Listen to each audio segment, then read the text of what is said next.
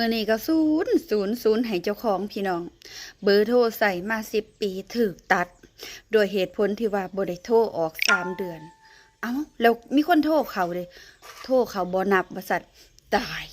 กูผัดใส่ตั้งแต่ WhatsApp เนาะใส่ไลน์ใส่เฟซใส่ทั้งเน็ตเอานะเพราะว่าเสียเน็ตบ้านก็เดือนละเป็นล้านอยู่แล้วนะพี่น้องและโทรก็บ่ค่อยได้โทรทางแอป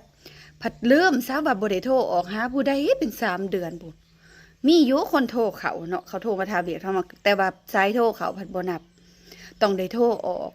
บาทนี้คันอยากซื้อคืนได้เฮ็ดจังไดเฮ็ดเอกสารขอซื้อคืนจูนก็บ่ได้พี่น้องจูนเอาเบอร์เจ้าของนะที่ว่าถูกตัดนะแต่ว่ายังใส่ WhatsApp ได้ปกติเด้แต่ว่าถ้าว่าเบอร์เฮานะเขาจูนออกไปขายแล้วมีผู้อื่นซื้อไปแล้ว WhatsApp เฮาก็สิเด้งออกบ่สามารถใส่ได้อีกนะบาทนี้สิซื้อคืนต้องเฮ็ดเอกสารคำห้องขอซื้อคืนแต่บ่รับประกันว่าสิซื้อคืนได้หรือบ่พนักงานศูนย์ตอบว่าจังซี่ 50% ว่าซั่นถ้าสมมุติว่าซื้อคืนได้จะได้เสียค่าปรับไหมอีหยังได้แล้วก็ประมาณ2 ล้านพี่น้องฉันละก็อึ้งนะบัดนี้กูเสร็จจังได๋น้อบัดนี้เบอร์ใส่มา10 ปีไผก็ฮู้ติดต่อเวียกงานอีหยังก็เบอร์นั่นบัดนี้ติดต่อทาง WhatsApp เป็นส่วนใหญ่บ้านเฮาทุกคน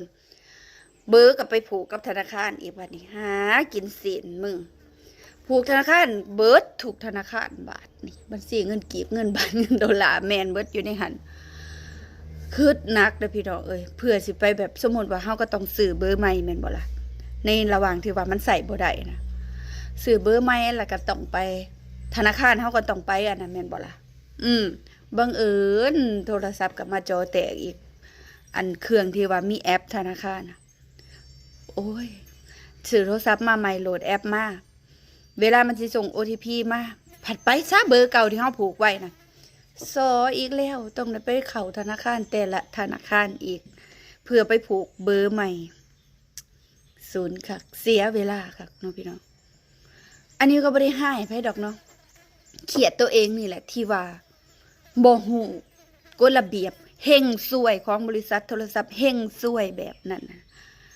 บ่ได้เข้าไปนั่งอ่านนอนอ่านกฎระเบียบมันว่าบ่ได้นับเด้อเบอร์โทรเขานะต้องนับว่าเจ้าต้องโทรออกทุกเดือนทุกบ่ให้เกิน3 เดือนนะบ่ให้ขาดเขียดเจ้าของเองที่บ่ฮู้กฎระเบียบเฮงซวยของบริษัทเฮงซวยตัวเองก็เฮงซวยศูนย์กินข้าวพี่น้องมา